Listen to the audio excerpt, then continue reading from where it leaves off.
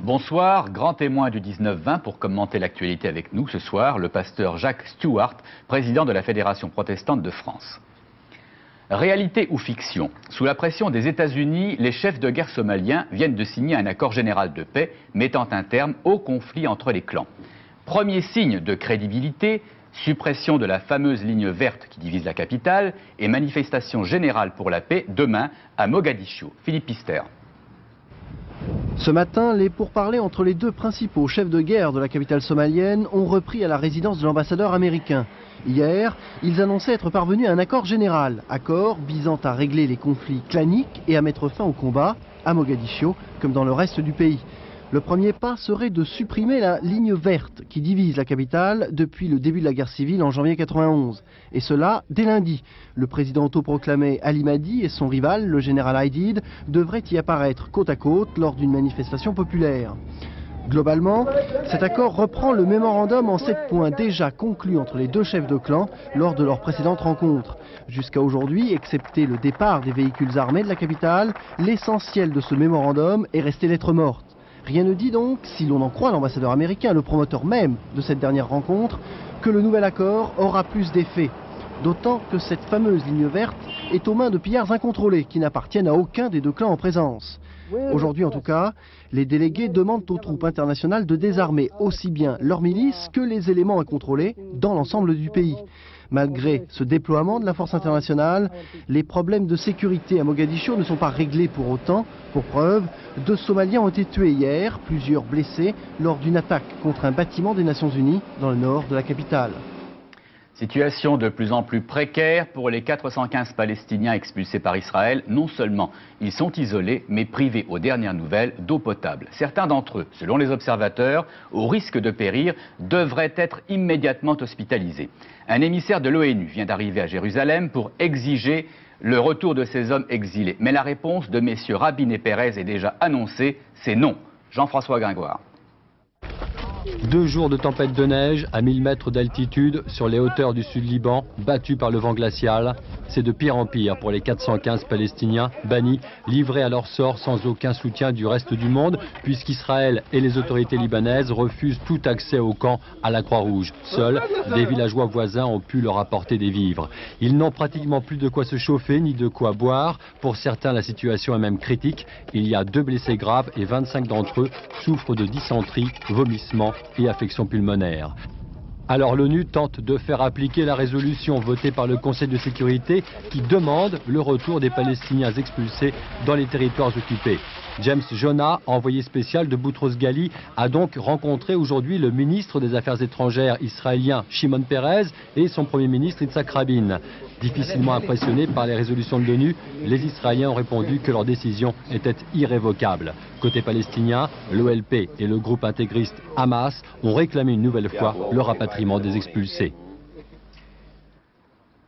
Alors, pasteur Stewart, le pape Jean-Paul II s'inquiète de tout ce climat de haine. Et que pense maintenant le représentant de l'Église protestante de France? Je suis bouleversé, scandalisé par cette situation.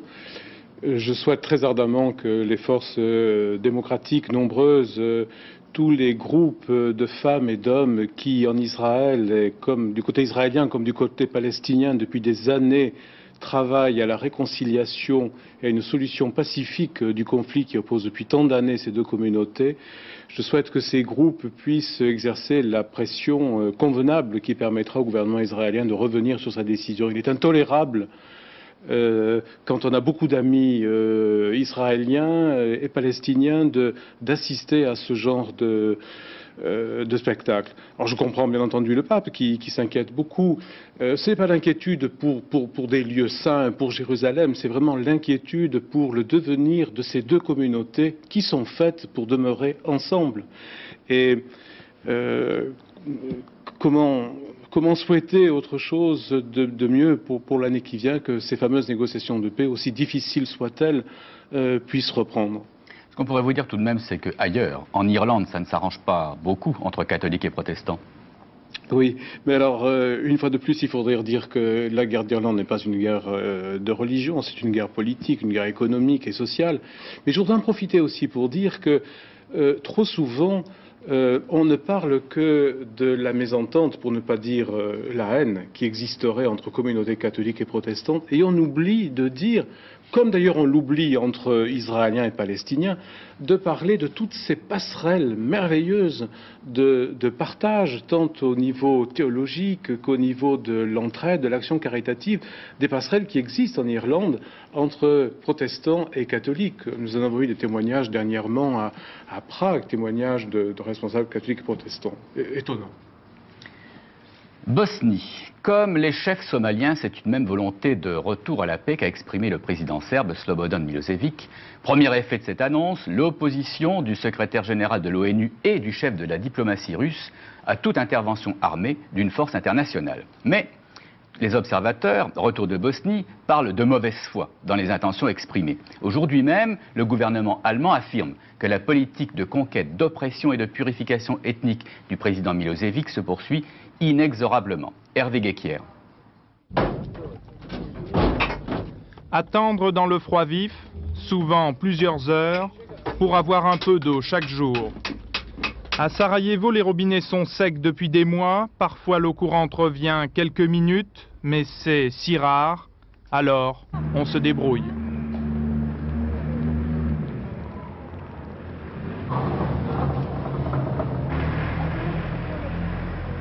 La débrouille aussi pour le chauffage, parce qu'il n'y a plus ni gaz ni électricité. Dans le centre-ville, on coupe les arbres, on ramasse le bois mort.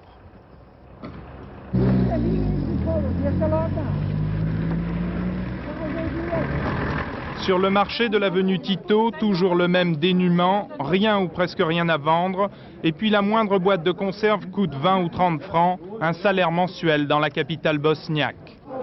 Sarajevo, en ce début d'hiver, c'est aussi le bilan tragique de 9 mois de guerre, 8000 morts, 50 000 blessés et plus de 300 000 personnes en sursis.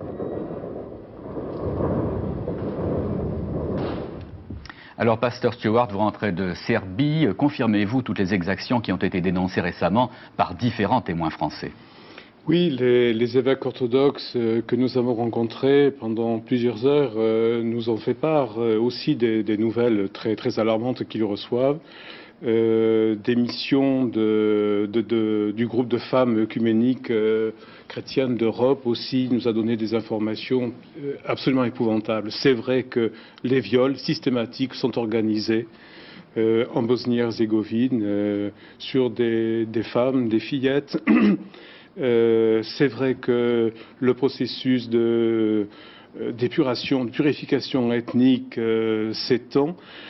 Vous savez, malheureusement, le plus grave, c'est que ça devient une idéologie, un processus qui gagne, je le crains, l'ensemble des républiques de l'ex-Yougoslavie. On ne supporte plus maintenant, même dans des républiques encore relativement en paix, des familles qui habitent là depuis très longtemps, mais qui sont considérées comme, de par leur nationalité ou leur religion, comme des étrangers. J'ai rencontré des familles réformées, luthériennes, méthodistes en Voïvodine qui souffrent aussi de cette espèce de suspicion dans laquelle leur voisin les tient désormais. Alors le président Milosevic affirme sa volonté d'un retour à la paix. Le croyez-vous crédible? Il est très difficile de croire maintenant aux déclarations du président Milosevic. Le patriarche serbe et les évêques qui ont eu l'occasion de prendre à diverses reprises très fermement leur distance par rapport au régime de Belgrade nous faisaient part de leur scandale devant cette politique ultranationaliste que conduit aujourd'hui le président Milosevic. Et de notre côté, l'opposition n'était pas suffisamment structurée pour arriver à renverser ce régime. Non, je crois que la situation est vraiment atteint un degré dramatique aujourd'hui, avec ce non-respect des droits de l'homme, de la femme, de l'enfant, ces traitements absolument inhumains, humiliants qu'on inflige à des gens qui ne sont même pas des combattants. Alors de nombreuses voix s'élèvent un petit peu partout dans le monde pour dire il est temps d'intervenir militairement. Alors j'ai eu l'occasion d'écrire moi-même au nom de la Fédération protestante au président Mitterrand pour souhaiter très ardemment que notre pays, avec d'autres pays européens, s'engage dans une intervention que je crois encore de type préventif et de type humanitaire. On ne peut pas dire l'humanitaire maintenant c'est dépassé, pas du tout. Je ne crois pas que la guerre arrivera à résoudre ce conflit qui est en train de se pourrir. Je ne crois pas que des bombardements mettront un terme, ou alors ils le mettront de manière très provisoire, un terme à ce qui se passe d'épouvantable. Mais je crois à d'autres formes d'action pour assurer une sécurité et permettre un cessez-le-feu. Premier incident en Irak. Dans l'une des 2 zones d'exclusion aérienne décrétées par l'ONU, un MiG irakien a été abattu par un F-16 américain aujourd'hui. L'Irak entend répliquer, je cite, au moment opportun, c'est ce que vient de déclarer un porte-parole de Saddam Hussein. L'opinion française persiste et signe. Pour la 5e année consécutive, elle a plébiscité le commandant Cousteau, qui se trouve au hit-parade des personnalités les plus appréciées. À 3 mois des élections législatives, les politiques ne manqueront pas d'en tirer les leçons. Les problèmes d'environnement et de protection de la nature demeurent bien, par les temps qui courent, une préoccupation majeure. Isabelle Thomas. C'est un palmarès résolument d'époque cette année puisque l'environnement, l'humanitaire et l'humour se partagent les 10 premières places du classement. Le chouchou des Français, le voilà. À 82 ans, le commandant Cousteau, bonne conscience nationale en matière d'écologie, maintient le cap. L'espoir, c'est cette révolte saine, raisonnable, non violente j'espère, pour faire fléchir et faire prendre des décisions considérées comme utopiques aujourd'hui et qui sont nécessaires. Mais le phénomène de cette année s'appelle le docteur Kouchner, Saint-Bernard du droit d'ingérence et accessoirement ministre, car c'est plus l'homme que le politique que les Français ont sollicité. En effet, le premier politicien n'apparaît qu'à la 23e place, Jacques Delors devant Simone Veil d'une courte tête. Ce sont d'ailleurs les seuls politiques à monter dans ce classement du cœur.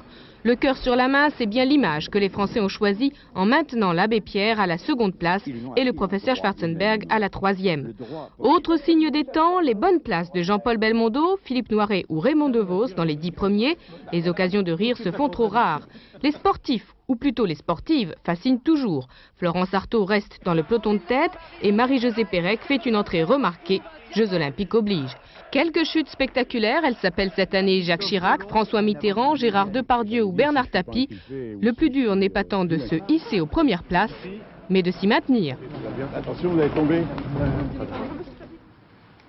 Effet médiatique des derniers Jeux Olympiques d'hiver. Amélioration et renforcement du réseau routier en Tarentaise, neige abondante. En cette 2e semaine des congés de Noël, les stations de Savoie et de Haute-Savoie affichent complet. Sur un domaine très prisé, mais dont on parle peu, les jets, nous retrouvons Jean-Louis Bessières et Laurence Maire. Adieu les bousculades aux heures de pointe dans le métro. Oubliez les embouteillages sur la route.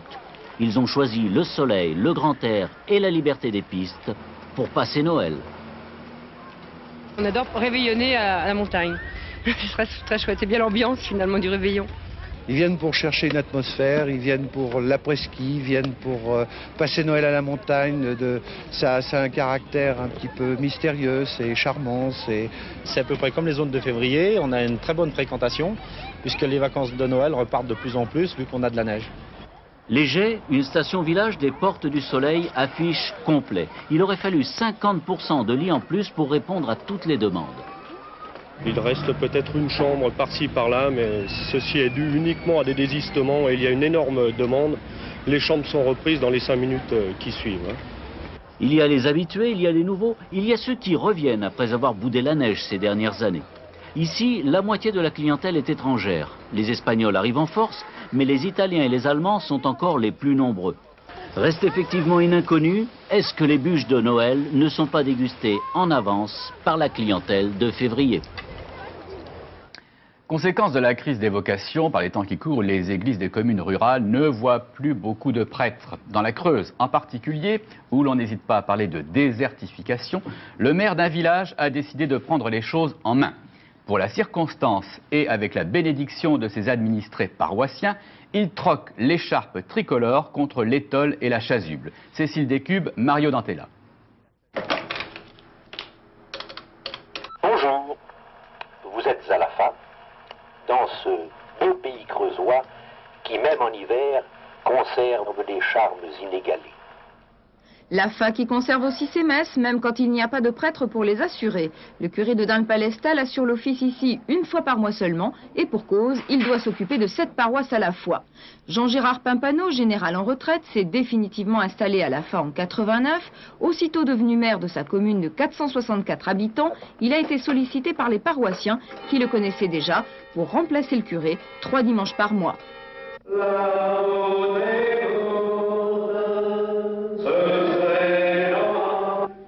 Son âme d'ancien scout n'a fait qu'un tour. Les mauvaises langues pourraient trouver en l'alliance du sabre, du goupillon et de l'écharpe tricolore l'ancestrale confusion des pouvoirs. Mais pour Jean-Gérard Pimpano, il s'agit de répondre à une attente et cela obéit à une seule et même logique. Si je suis maire et si je suis chrétien, c'est parce que je crois en l'homme. Et si je ne croyais pas en l'homme, je ne croirais pas en Dieu. Et comme je crois en Dieu, je crois en l'homme. Ça se reboucle, hein, et c'est uniquement pour ça. Mais attention, certains rites restent exclusivement l'apanage du prêtre. Ainsi, monsieur le maire ne peut dire la messe en entier. De même, il ne peut donner l'extrême onction, les sacrements de mariage ou le baptême. Alors parfois, il se console en faisant dans sa mairie des baptêmes républicains. Alors chez les protestants, il y a une crise aussi cruciale des vocations que chez les catholiques? Non, mais la conception de l'Église et des ministères est donc différente. Pour nous, l'Église n'existe pas à partir du moment où il y a un prêtre. L'Église existe quand la parole de Dieu est prêchée, quand les sacrements sont correctement administrés.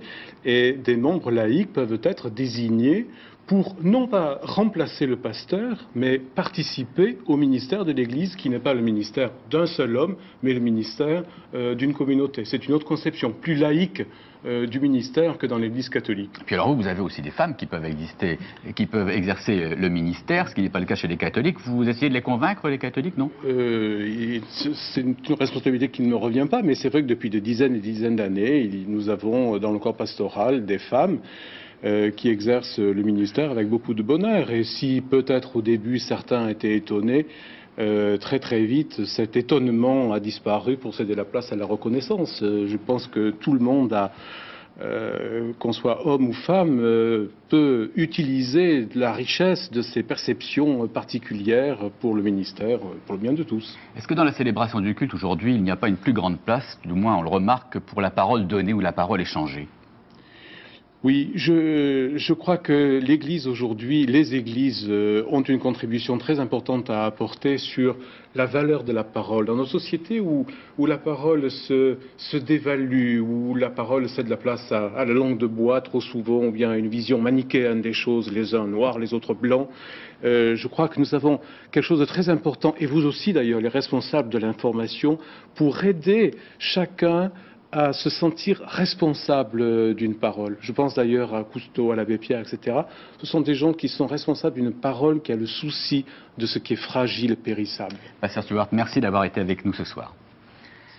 Le cirque de Moscou est de retour à Paris. Révolution oblige, clowns, trapézistes, funambules, jongleurs viennent de toute la communauté, des États indépendants. Exercice, spectacle de très haute école. Dominique Poncet, Christos Camillieris. Évidemment, il y a des ours qui viennent, bien sûr, de Sibérie. Mais il y a aussi quantité d'autres animaux sauvages qu'on n'avait encore jamais vus sur les pistes de cirque. Et des athlètes aux numéros époustouflants. Voici le 15e spectacle du cirque de Moscou. J'ai des gens que je connais là-bas, des artistes de cirque, des professionnels de cirque, qui me disent il y a tel ou tel numéro très intéressant, il faut aller le voir. Alors je prends mon bâton de pèlerin et je m'en vais à travers toutes les républiques. Le cirque de Moscou, ce sont 10 numéros exceptionnels, mais ce sont aussi 3 heures de poésie pimentées par ce grain de folie particulier à l'âme slave.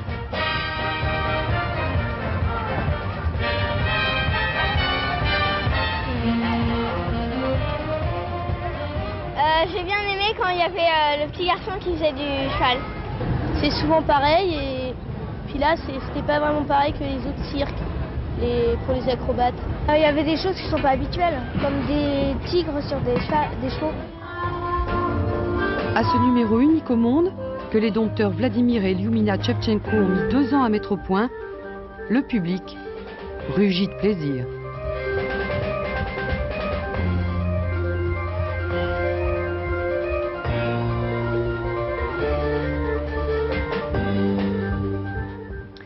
Comme son nom ne l'indique pas, la traditionnelle corrida de Houille dans les Yvelines est une célèbre compétition d'athlétisme.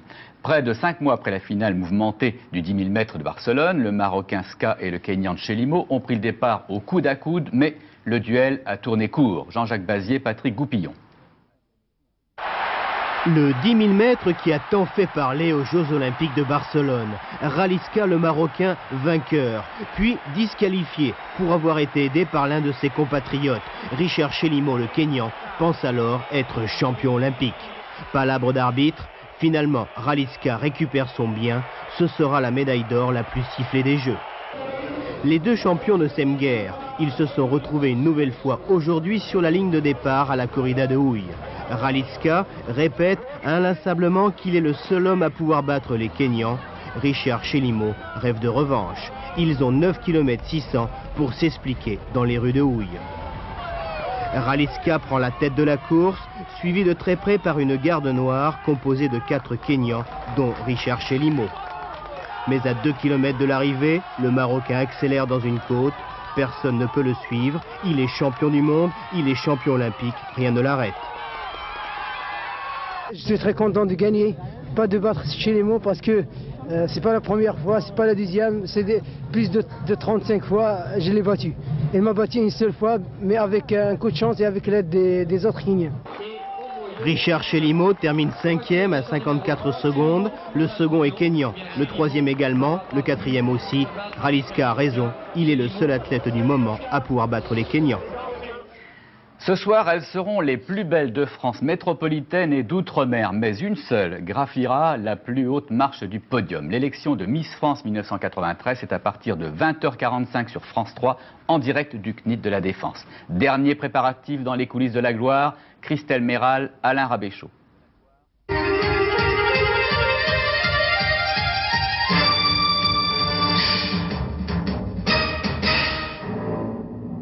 Pour être Miss France, il ne suffit pas d'être belle, d'avoir un beau sourire et de parfaite mensuration. Il faut aussi et surtout être endurante et résistante. Les 43 Miss vous expliquent pourquoi. C'est dur d'être une Miss. Tous les matins, faut se lever. Un coup de bâche, un coup de pinceau, un coup de boule sur le museau et penser à rajuster son chapeau. Dur d'être une Miss et pour cause. Flashback sur la journée d'aujourd'hui. 11h, après un petit encas, longue séance de coiffure et maquillage pour toutes les filles. 15h à 19h, ultime répétition et enregistrement de quelques séquences pour l'émission de ce soir. On fait beaucoup de répétitions, beaucoup de plans pour la télé, donc le rythme, ça devient très très fatigant à la fin. Et cela dure depuis 15 jours. Le spectacle a été long à préparer, mais aucune Miss n'ose vraiment se plaindre. J'aime bien qu'on me maquille, qu'on me coiffe. Comme ça, je me vois sous différentes formes de coiffure, de maquillage, puis j'apprends en même temps à tout faire. Surtout que cette élection représente une aventure unique, toutes sont complètement ravies. Ce serait une très très bonne expérience pour moi. Et je m'en rappellerai toute ma vie en tout cas. C'est un grand bonheur, un honneur, c'est tout à la fois, c'est formidable. Formidable malgré le stress et l'angoisse, car toutes, bien sûr, rêvent du titre. Ce soir, tous les projecteurs seront braqués sur elle, de quoi faire oublier bien des sacrifices. Et en direct du CNIT de la Défense, nous retrouvons l'heureux animateur de cette soirée, Julien Lepers. Alors Julien, dites-moi, il y a du suspense, du stress et du strass dans l'air. Vous aimeriez bien être à ma place, hein, Fernand? Oh oui, oh oui. Alors, on est encore en répétition, là, on n'est pas tout à fait prêt, mais enfin, on le sera dans un moment. C'est vrai qu'il va y avoir beaucoup de suspense dans l'air, et la pression, la tension est en train de monter actuellement. C'est vraiment un titre prestigieux pour une jeune fille d'une vingtaine d'années, 21 ans, 22 ans et quelquefois 18 ans, de recevoir le titre et l'écharpe de Miss France 1993. Linda Hardy, qui est à mes côtés ici, a connu cette émotion. C'est Miss France, elle est encore Miss France pendant 2 heures, Miss France 1992. À ma gauche, ici, Nathalie Marquet, Miss France 1987. Et à la gauche de Nathalie, Catherine Clarisse. Formidable, elle a obtenu une très très belle place place dans une compétition internationale. Elle a terminé deuxième aux premières dauphines de Miss Internationale. Voilà. Julien, de très belle fille sur le plateau ce soir, Fernand. Oui, oui, mais pour vous, Julien, la Miss France idéale, pouvez-vous nous dresser très vite son portrait? Pour vous? Moi, je veux dire évidemment, il faut qu'elle soit belle, bien sûr, mais il faut qu'elle ait du charme, qu'elle ait de la distinction, et bon, qu'elle ait aussi une certaine culture. Enfin bon, c'est un mélange de tout ça, vous voyez. Oui, alors dernière question, si l'heureux élu s'évanouit, comme cela est arrivé une fois en direct, vous êtes prêt pour faire face? Si je suis prêt à faire face, je suis prêt à faire face à toutes les situations, mon cher Fernand. Et soyez bien à l'écoute tout à l'heure, on commence à 20h45 à peu près. On est en direct, hein. Exactement, donc à tout à l'heure, 20h45 sur France 3. Dans un instant, la météo complète de Florence Klein. Je vous retrouverai pour le journal du soir dans la foulée de Miss France vers 23h. En attendant, bon appétit et excellente soirée sur France 3.